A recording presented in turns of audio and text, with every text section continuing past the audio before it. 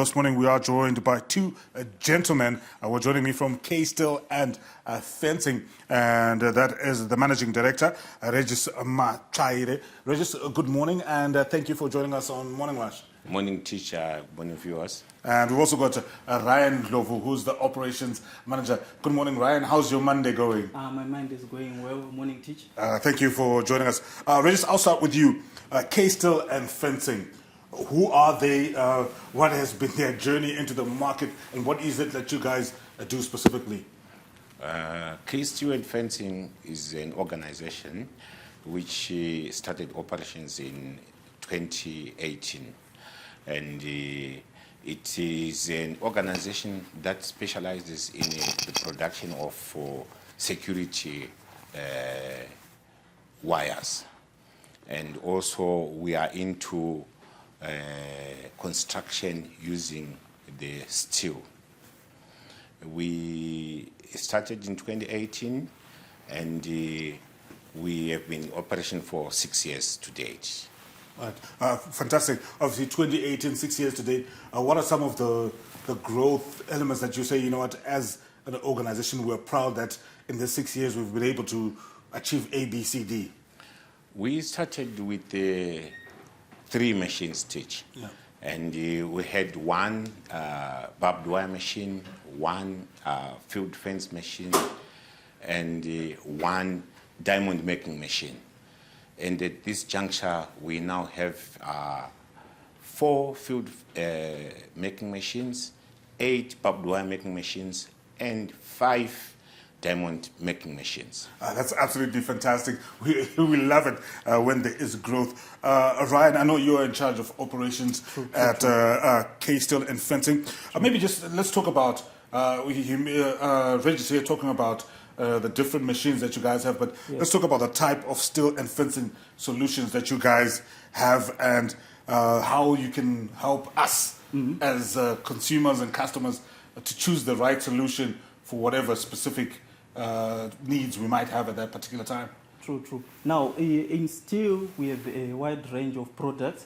We start from deformed bars, we have rectangle, we have square tubes, we have flat bars, we have rectangle tubes, we have round tubes, and we also, when it comes to fencing products, we have a wide range also.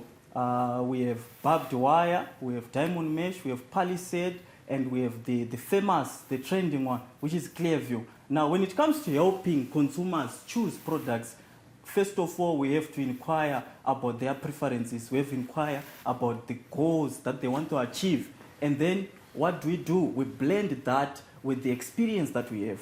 We blend that with the research that we have. We blend that with the resources that we have. What then we do? We recommend a solution that will make us erect a structure that will stand the test of time. I like that, that you guys seem like a listening organization, and you use your experience to guide us to making the right decision. But as consumers, I think one of the big concerns is always about quality. And I guess when it comes to your specific area, whether it's, fencing or steel, we're also thinking about durability. And quality. So how do you make sure that as a consumer, I am guaranteed of that?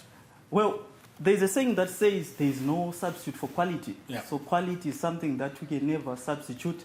So the first aspect that we have to consider when you are looking at ensuring quality, it is sourcing. You have to source from the best. We take our steel from steel makers. Where do they get it? The steel is being mined in the Midlands state. It's mined from the Great Dyke. It means we have the best resources from the Great Dyke. It means we have the best steel. That is, we are sourcing. And also, we ensure inspections. When the products are coming into the workshop, we inspect. Inspect of what? Impurities. Inspect of what? Deformative. When we fabricate the material, we are taking it to the clients. We also inspect it. Has it reached the required standard? Has it reached the required standard? I think those are some of the things that we do to ensure quality. And now when it comes to durability, we are saying we want to preserve that what we have created. There are methods of preserving steel. We paint, we do galvanization, and also the storage part, we do oiling, preserving that which we extracted from Mother Earth, giving it to the world. No, I love the sound of that. I think this sounds like a very rigorous quality control process. But Regis, I want to come back to you. You did mention at the top that 2018 is when the company was started, I think, with 3 machines. You've grown to a few more machines than now. True. But obviously, as maybe a relatively young company, what has it been like, getting into the market, and how have you guys managed to navigate your way around the competition in the industry? It is a bit difficult in any sphere, but you see, we have competitive prices. We have competitive material. We use ISO certified raw materials. When it comes to wire, we use standards that are acceptable in the market, SAPs and SAS standards. We are open for inspection for that. And, with the agrarian revolution that Zimbabwe took, everyone is into farming, everyone is into mining, everyone is into keeping wild animals. So the security they require is what we provide. Right. And obviously, growth is something that you guys have enjoyed so far between 2018 and 2024. But in terms of maybe your continued growth, maybe in terms of the increased machinery that you guys have been able to incorporate into the K Steele and Fencing organization, what are some of the bigger ambitions in terms of maybe just the large-scale projects that you guys would want to tackle going forward? We would want to get maybe, I would say, 50+% of the market share, because we compete with everyone else who you might know in the market. Yep. We have big organizations that we cannot mention, but we make them in the market. No, because you guys are big, so we are also big. Yeah, everybody else. Yeah, we do tender for big projects that the government, private sector does flight, and we've won quite a number of them. Cool. Yes. Right, I'll come back to you from an operations perspective. Obviously, when you're now growing and you're getting bigger and more complex projects, how have you guys been able to manage those from an operations perspective? Well, the thing, Tich, is SMEs, as small companies which are growing, we have come to realize that we are not outnumbered, but we are out-organized. So we make it a point. Let's repeat that. I like that. Let's go back there. Let's go rewind. Okay. We have come to realize that as small companies, as SMEs, as Africa as a whole, we are not outnumbered. We are not outsourced. We are not outmaneuvered, but we are out-organized. What do? We go back to the drawing board. We organize ourselves, clearing the process of all impurities, of all inhibitors, meaning we achieve the maximum efficiency as possible as far as big and complex projects are concerned. All right, Regis, I'll come back to you. I know you guys are based in Harare. Do you have any other branches outside of the capital? Are there any plans to expand your network across Zimbabwe? And now we're talking about the industrialization with so many SADC countries here. Is there even a bigger vision to say, we want to go and conquer not just Zimbabwe, but even beyond? Yeah, that's everyone's ambition, actually. And we are still in Harare. Our expansion would be outside Harare, because our business is not, 80% is not in Harare. 80% is outside Harare, which is the farms, the conservations, and where construction is going on.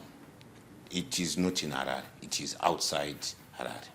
All right, and then from I'm a big fan of economic growth, and I know on the show this morning we've been talking a lot about the SADC Industrialization Week, but I'm also a big fan of empowerment.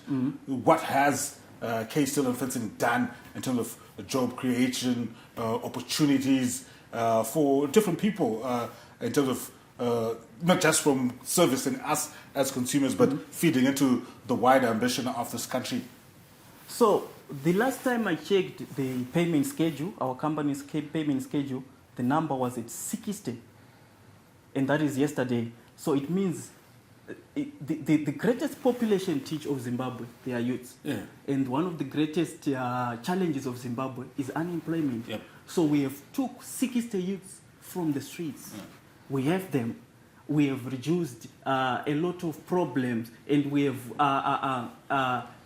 added to the growth of the economy. So we have entered the game not as receivers, but as givers, asking ourselves, what can we do for Zimbabwe? Not what can Zimbabwe do for us? So that is our mantra, that is our motto, that is the way we are moving. You talk a good game. I like that. And here, Tich, we are talking of 60. When we have big projects, we have a pool of guys that we employ. Contractors. We contract, yes. So to have a specific number is for those that are permanent. True. For a given period, we'll have maybe as many as 80, depending on the number of projects that we are running in Harare and outside Harare. But like I said, most of our projects are outside Harare. Regis, before I let you go, maybe just one final word to people who are interested in your services. How do they get a hold of you? Are you guys available online?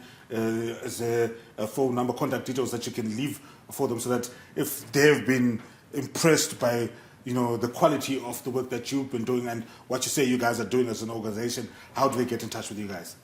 That information is with operations, of course. Yes, he's the one who does the operations. Operations manager. Yeah. Maybe just for our viewers, how can they get in touch with Steele and Fencing in terms of being able to access your services? Where are you located in Harare? Are you available online or any other platforms? True.